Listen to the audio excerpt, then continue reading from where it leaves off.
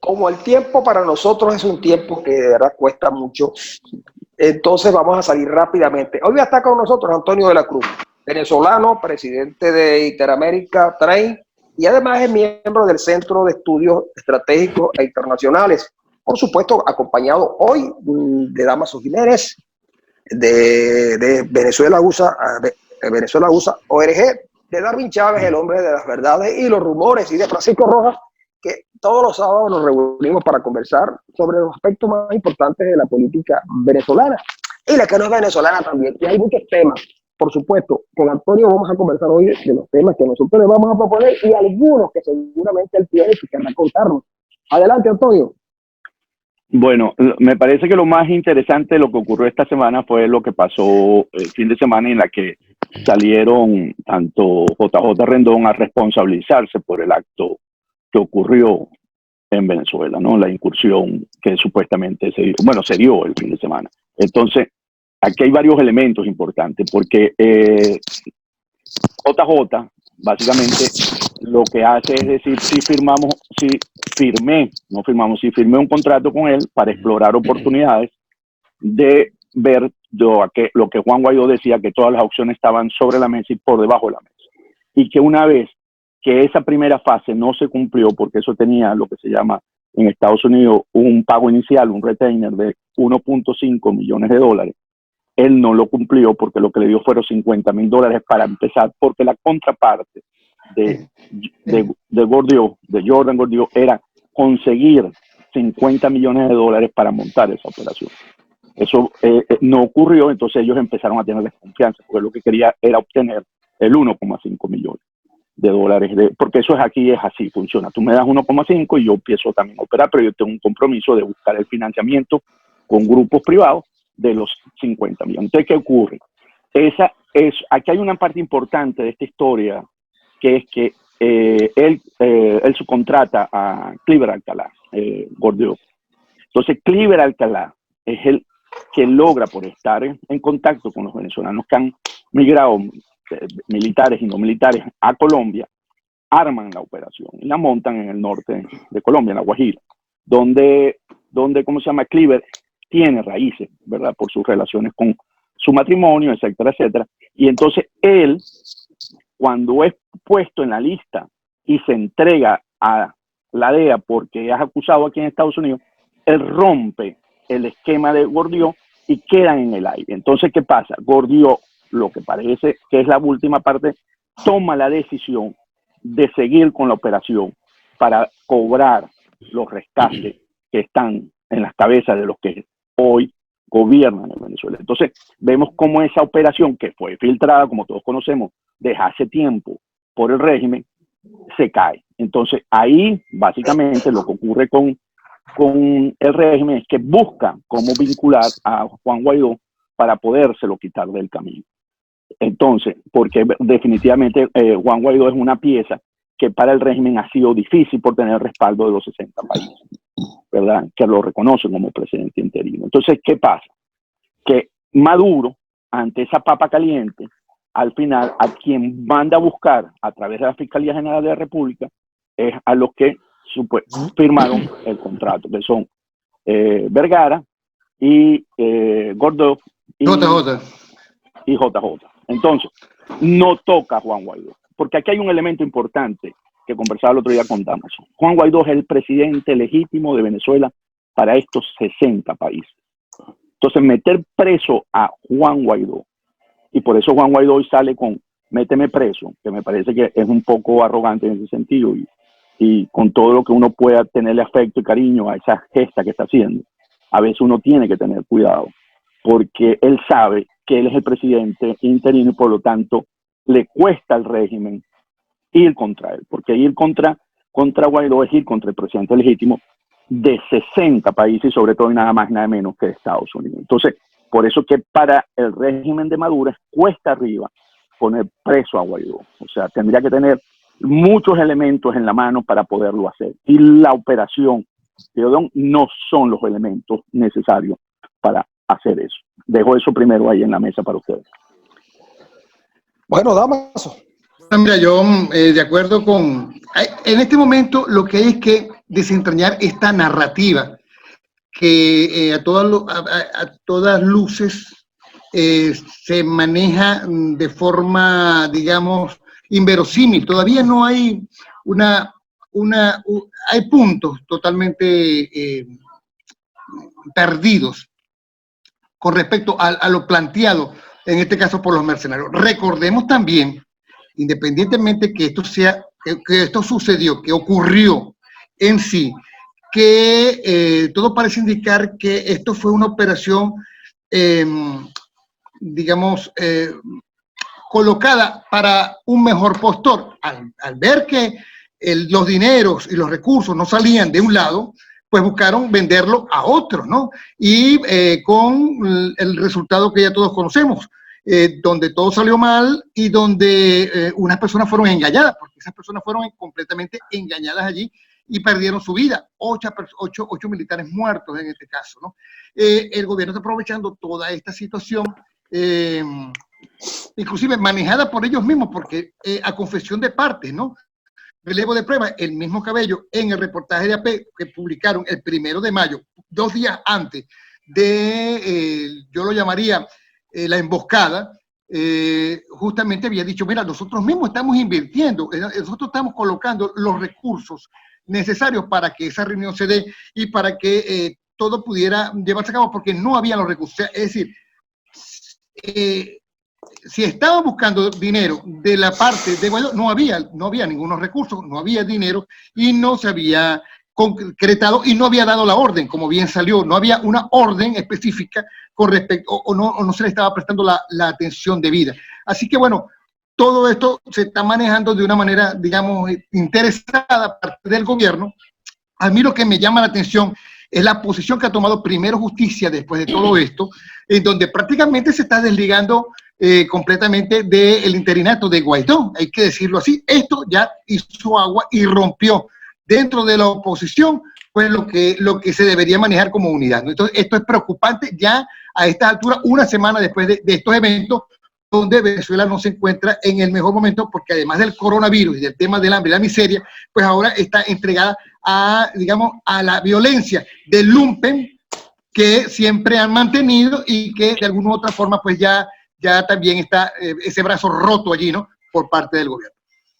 Pero lo primero que me quiero aclarar es que yo tengo información sobre lo ocurrido un tanto distinta a lo que ha salido en el resto de los medios de comunicación. Una fuente en un organismo de inteligencia me cuenta partes de la historia que no eran conocidas. Pero lo primero que quiero aclarar es que para mí preparar una operación como esa e involucrar a personajes de la oposición venezolana y supuestos opositores venezolanos, para mí fue una imprudencia. Fue muy mal manejada. Hay gente que está allí que no tiene experiencia en ese tipo de cosas, porque no cualquiera la tiene en organizar una conspiración. Pero hay personas que se dedicaron a tocar a empresarios para obtener dinero para financiar la operación, pero además a voz populi hablaban detalles de la operación, y eso por supuesto no se puede hacer.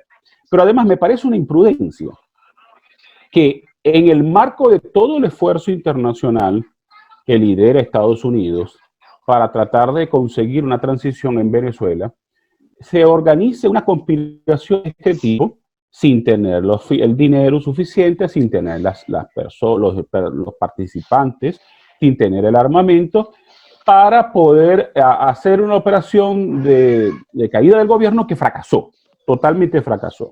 El primer error es haber involucrado a Cleaver. Siempre he tenido dudas razonables en torno a Cleaver, porque Cleaver no solamente era muy cercano a Chávez, sino que se benefició de los negocios que surgieron en el chavismo y que facilitó Hugo Chávez para controlar a su gente. Y el primer error es ese. El segundo error es que JJ Rendón asume una postura de vocero del gobierno interino que no tiene. Si él es señalado por participar en la operación, él debió limitarse a defenderse él. Pero lo que ha hecho Rendón es complicar aún más el escenario, complicar más la vocería del gobierno interino, que ya tenía complicaciones, porque no es fácil en el marco de la situación que viven en Venezuela, y eso ha enredado mucho más lo que ha ocurrido. Ahora vamos a la operación.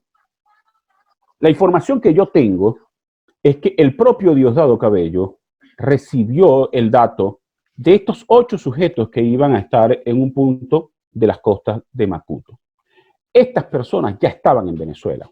El resto de los detenidos ya estaban en Venezuela. Los gringos estaban en Los Venezuela. norteamericanos ya estaban en Venezuela, pero estaban en una situación complicada, por lo que decía Antonio, no habían logrado obtener el dinero, no les habían cumplido en un 100% y estaban tratando de salir de Venezuela porque la operación estaba casi abortada por falta de recursos.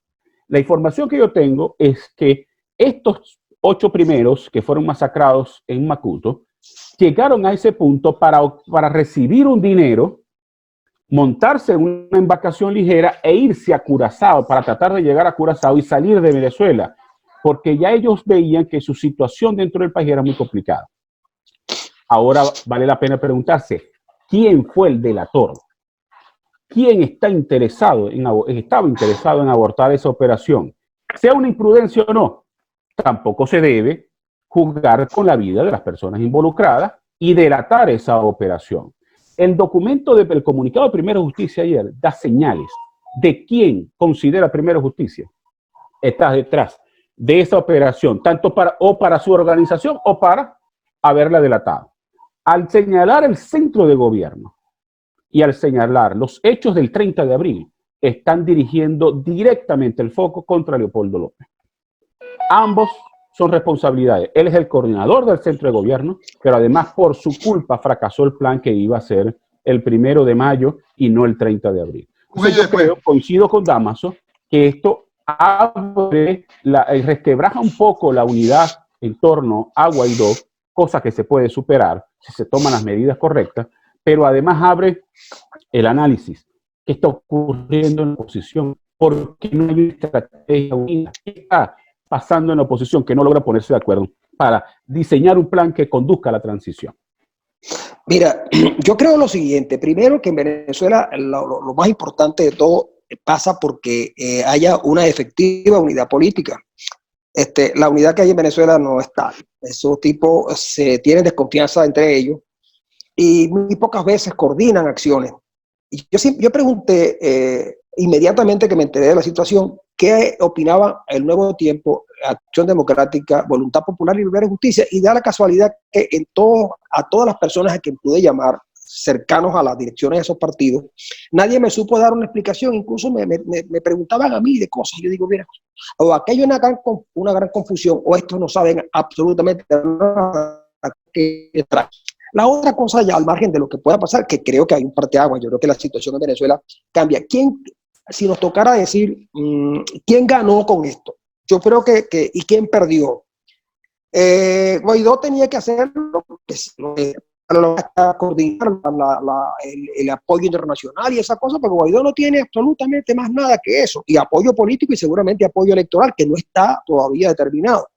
Pero el gobierno necesitaba rebajar a Guaidó, rebajarlo un poco. No solamente con la población, que al fin de cuentas muy poco se va a enterar de estas cosas, sino con sectores que son disidentes en Venezuela, de las políticas, en Venezuela y fuera de Venezuela, la política de Guaidó.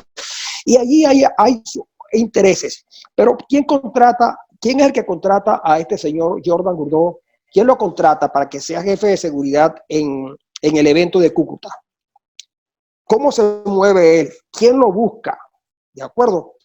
Y luego la otra cosa, este caballero, hoy el New York Times dice que este caballero está considerado por los veteranos de Estados Unidos como un señor con discapacidad total. Ya en el primer informe que se publicó el 1 de mayo, creo, ya había una información de que el tipo ese, nada. Y además, esa es una empresa que está recién fundada y que no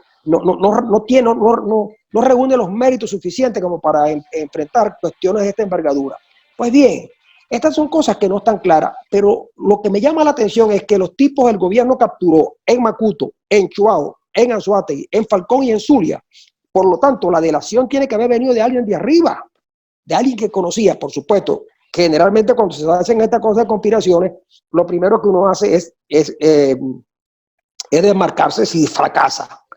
Hay algunos que se montaron, y a mí me lo dijeron acá, me dijeron, mira, el En noviembre aquí estuvo Hernán Alemán, lo voy a decir porque él lo ha manifestado públicamente. Estuvo Hernán Alemán y me contó estos y estos y estos detalles. Y me habló de algunos militares. Yo suponía que ese militar podía ser Cliver Alcalá porque él estaba allá. Ahora, yo conversé con Cliver en algunas oportunidades y la impresión que me dio es que no era un doble agente, era un tipo vinculado al chavismo. Me lo dijo a mí, yo soy de los hijos de Chávez, nombró los otros 4 hijos de Chávez. Pero me dijo cosas, señaló, denunció cosas muy fuertes. Yo sé que Cliver Alcalá tenía una relación un poco extraña con alguien de sus afectos, que también tiene una relación muy extraña con la sociedad. Pero cuando Cliver cae, me dijo, a Cliver lo traicionaron. Inmediatamente me dijo, mira, están metidos en eso JJ Rendón y Vergara. Bueno, yo no le di mucha importancia hasta ahora. Después, JJ Rendón sale a declarar porque quiere o lo obligan a declarar. Y lo peor de todo, yo le recomendé a una persona muy cercana a Guaidó, que Guaidó tenía que salir inmediatamente a desmarcarse, a plantear las cosas como eran, pero no lo hizo e incluso no planteó la destitución de Guaidó, de Rondón. Entonces esto está demasiado confuso y se han cometido muchos errores. Me decía un militar de acá, me dijo, mire, el problema de Guaidó es que no ha sabido seleccionar a quiénes son sus asesores.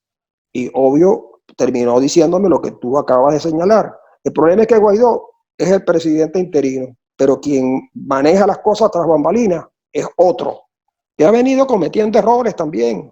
Y ha cometiendo errores porque hay mucha gente que se cree con derechos a aspirar a lo que sea, porque son hijos de Bolívar o porque son predestinados. Entonces, la pregunta, termino con lo siguiente. ¿Quién ganó de todo esto? ¿Ganó el gobierno? No, ¿Gana Guaidó? ¿Qué perdió? Que no responde Mira. Varias cositas reafirmando aquí, ¿no? Yo coincido con Darwin Chávez, que un elemento perturbador es Cliver Alcalá.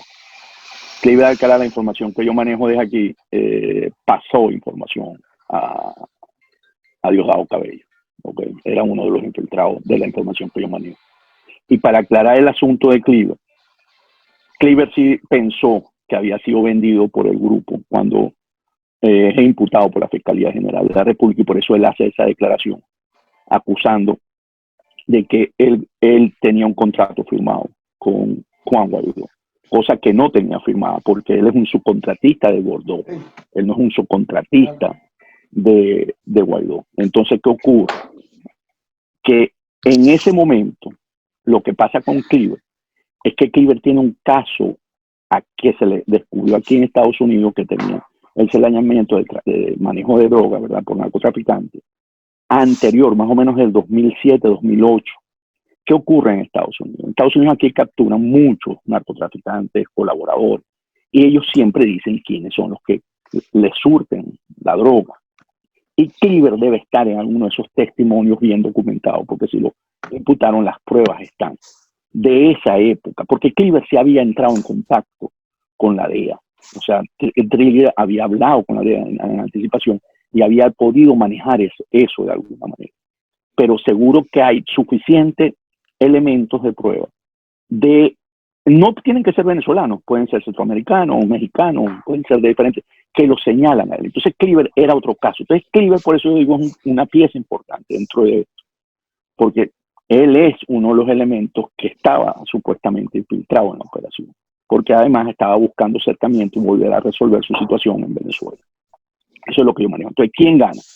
Bueno, aquí la situación, en este momento no hay duda que gana el régimen de Maduro. O sea, el régimen de Maduro, que estaba contra las cuerdas, ¿verdad? Una presión internacional muy fuerte por la propuesta del Departamento de Estado sobre la transición democrática en Venezuela, que no conseguía cómo zafarse de ahí, y lo iban arrinconando cada vez más.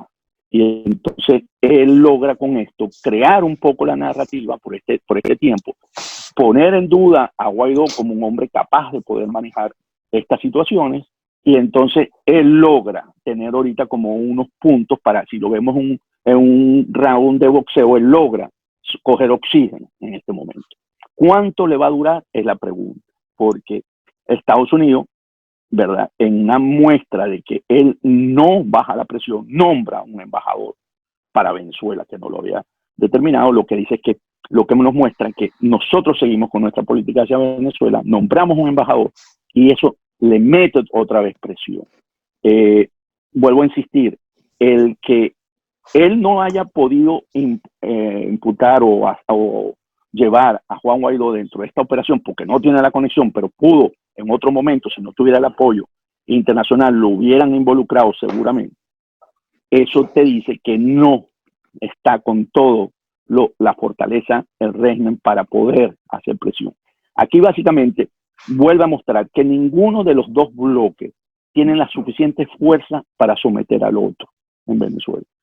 Se necesitan las dos partes para ver si se puede salir de la crisis que viene en Venezuela, porque de otra manera el país es el que va a perder, ¿verdad?, las posibilidades de poder salir de lo que está viviendo en estos momentos.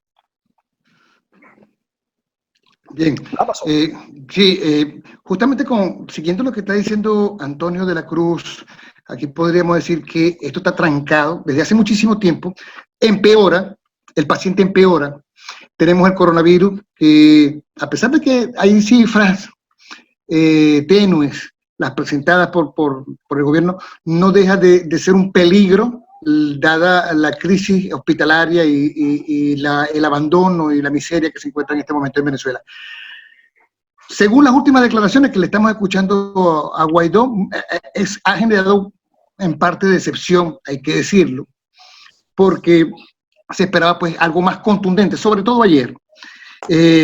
Como dice Antonio, vociferar, bueno, mira, si quieren me detienen, porque creyendo que esto podía generar un punto de giro importantísimo dentro de la política, pues no es algo que termine siendo siempre una constante. Aquí podría haber sorpresas, inclusive sorpresas para ambas partes, porque Maduro, con todo y la manera radical como se ha venido manejando, igual que Cabello, él tiene ciertas prudencias, ¿no? Y por lo menos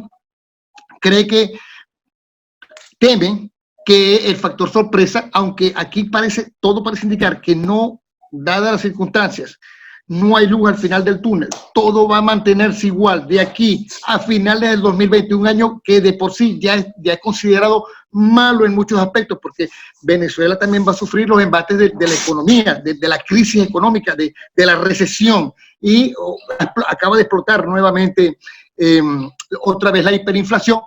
Podríamos tener, y la gente lo siente, una sorpresa en cualquier momento. No, tiene que ver con eso, no creemos que tenga que ver con eso, no creemos que tenga que ver con Marines, pero sí creemos que puede ser un quiebre desde dentro, porque tal como está planteada la estructura, le ha dado un gran poder al lumpenproletario. Parecerá que es un suceso que no tiene nada que ver con lo que estamos discutiendo en este momento, pero la situación de Petare y la situación de incomodidad, de molestia que hay en las barriadas que antes apoyaron a este disfraz de revolución que se vendió, pues en este momento se están manifestando, hay mucho dolor, mucha rabia, mucha frustración, y esto podría romper las estructuras de poder que hay en Venezuela. Pero yo coincido con Antonio en cuanto a que el gobierno gana tiempo, el régimen de Maduro gana tiempo. Gana tiempo porque sencillamente esto complica un poco más las cosas, las enreda. Y ellos creen que de todo este caos pueden salir ganando finalmente un poco de mayor estabilidad.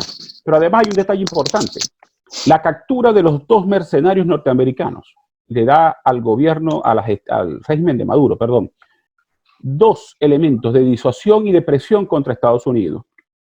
Estados Unidos tiene una política muy férrea de no negociar con terroristas, pero tampoco comete errores que puedan incidir en la vida de estas personas. Entonces, estos 2 norteamericanos le sirven al gobierno de Maduro como herramienta de presión y hasta de disuasión.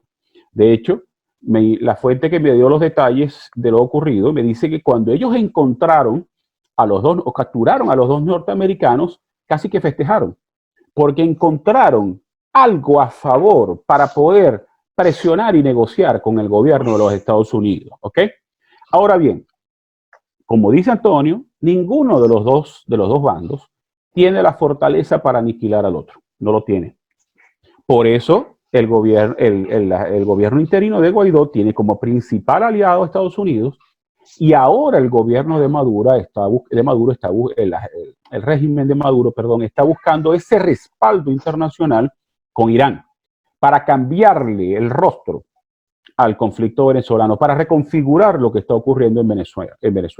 La participación de Cuba no era preocupante para Estados Unidos, pero la participación de Irán sí lo es, porque Irán no es Cuba. E Irán tiene la fortaleza, a través de Hezbollah, de poder actuar en el continente de diferentes formas.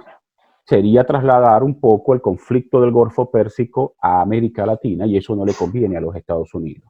Yo no creo que esto que ha ocurrido altere los planes que tenga el gobierno de Donald Trump. Una cosa es que la oposición pueda hacer un saco de gatos donde se pelean a diario por un trozo del poder, y otra cosa son los planes que pueda tener Estados Unidos. Que les moleste la falta de unidad, por supuesto, a todos nos molesta, pero yo no creo que esto altere los planes que pueda tener Estados Unidos para tratar de iniciar una transición en Venezuela. Planes que ojalá sea una salida política, para que no haya más daño a una población que ya está literalmente sobreviviendo en Venezuela. Pero esto indica claramente la falta de unidad que hay en la oposición. Todos nosotros conocemos los personajes que están allí. Sabemos que hay 2 o 3 que históricamente han estado vinculados con el gobierno, que han hecho negocios con el gobierno. Entonces, por eso es complicado que Guaidó logre concretar esa transición. Primero porque tiene detrás de él a Leopoldo López, quien pretende manejarlo, pero además tiene que congeniar con personajes tan difíciles de manejar como Henry Ramos Alum y Manuel Rosales, que le llevan años luz en cuanto a experiencia política y, vamos a decirlo claramente, en maña política. Entonces yo creo que el Guaidó ha tratado de hacer lo humanamente posible. Ha tratado de mantener la unidad.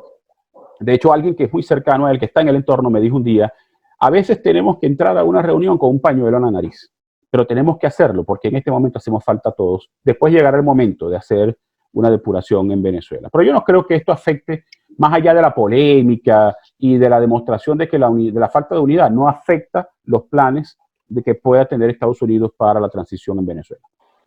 Yo creo que no, yo creo que de fin de cuentas esto es un juego de intereses, y en el mundo del internacional no hay amigos, lo que hay son intereses, pero fíjate lo siguiente: la primera consigna fue cese a la usurpación, gobierno de transición y elecciones libres y justas. Esa consigna fue buena, pero no tenía nada, porque tú me planteas eso y ¿qué me vas a dar a cambio? Que por cierto, nosotros quedamos un día de discutir este aspecto, qué es lo que puede aceptar el chavismo para llegar a un acuerdo y cómo se facilitaría. Luego viene la otra, gobierno de emergencia, un gobierno de emergencia nacional que podía haber sido en aquel momento también muy importante, menos arrogante. Recuerda cuando se ganaron las elecciones de 2015 que empezaron a plantearse constituyentes y un montón de cosas y dejaron de lado las elecciones de gobernador. En fin, la pregunta que ella hacía es porque esto hay que volverlo a nivelar, y entonces Antonio dice, bueno, yo también coincido con él en el sentido siguiente: el gobierno se anotó un triunfo, yo no sé hasta dónde puede utilizarlo, porque ese triunfo depende mucho más de errores de la oposición que de ejecutorias propias. Y sin duda, ya ustedes conocen la historia, Cabello sabía de lo que iba a pasar, y como sabía lo que iba a pasar, tuvieron tiempo para prepararse. Pero ocurre el otro detalle que no quiero que pase por alto y que conversemos. Todos habíamos estado esperando que un día hubiese una ruptura fuerte entre los sectores más importantes que apoyan a Maduro o los que conforman el gobierno de Maduro, y no se había podido dar. Yo sé que el sector militar, más Diosdado Cabello, el sector militar, cuando hablo de Padrino López, Padrino no estaba de acuerdo con la detención de Guaidó, pero Diosdado Cabello lo ha planteado siempre y dijo: es mejor salir de eso de una vez a ver qué pasa.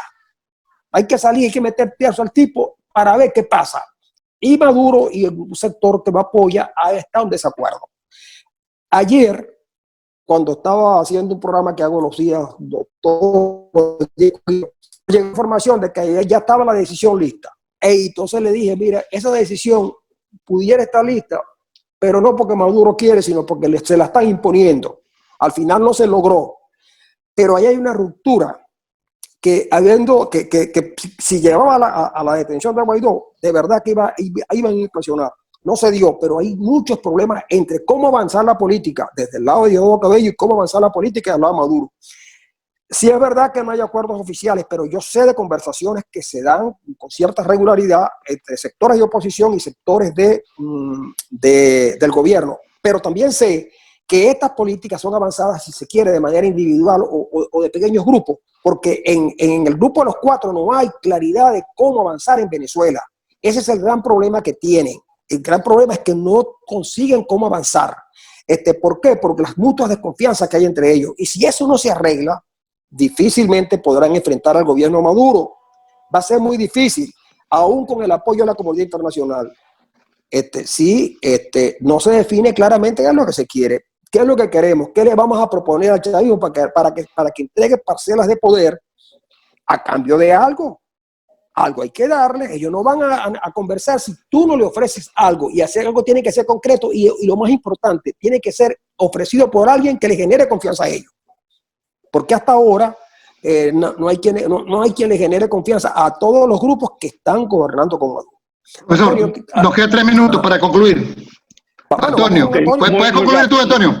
Muy rápido, muy rápido. Mira, sí es cierto que se necesitan unos incentivos para poder aceptar una transición entre el grupo de Diosdado. Porque Diosdado, ¿qué pasa con Diosdado? Diosdado se ha convertido en el líder del partido, porque hoy, al haber los soldados disertados de las Fuerzas Armadas, una gran mayoría, y no regresar a sus cuarteles, las milicias son los que se han convertido en la tropa, y Diosdado controla esa parte por parte del PSUV. Entonces él tiene hoy, básicamente, si lo vemos, el vocero del gobierno también, cuando ocurrió lo del fin de semana, y del Ministerio de la Defensa, cuando él presentó todas las pruebas en su programa de Dando. Entonces, sí es cierto que hay un pedazo ahí que hacer con el grupo de Diosdado, que es el que quiere romper y es el más fuerte para romper y agarrar ¿cómo se llama?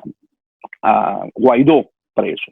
Sin embargo, eso abre una caja de Pandora que no debería tocar el régimen, porque ahí le tocaría a Estados Unidos, aunque tiene sus planes montados, le precipitarían una serie de acontecimientos que a lo mejor no se conoce el final todavía. Entonces, yo creo que la mejor opción que tiene el régimen de Maduro es el plan de transición que le ofreció el Departamento de Estado, porque ellos ahí básicamente le dan todo lo que ellos necesitan para continuar. Mantienen el poder militar con ¿cómo se llama? Padrino López, ¿verdad? Padrino.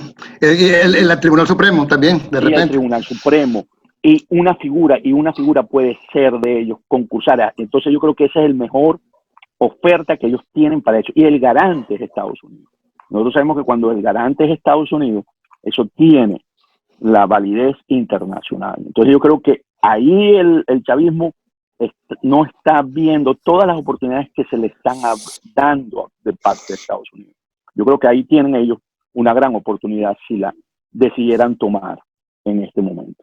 Sí, yo creo que estamos terminando, damas. O sea, me quedo, no, sí, y nos quedamos con esa conclusión de Antonio de la... Muchísimas gracias, Antonio, por acompañarnos en el día de hoy. Profesor, no sé, Darwin, para despedir. Bueno, claro, muchas gracias, Antonio, por haber participado. Gracias, Antonio, por haber participado. Y recuerden que todo esto va en unas horas, y entonces va a tener la información de primera mano de estos señores que se fueron unos al norte y otros al sur. Y aquí estamos. De norte a sur, con la pata del colibrí. Gracias. Muchas gracias.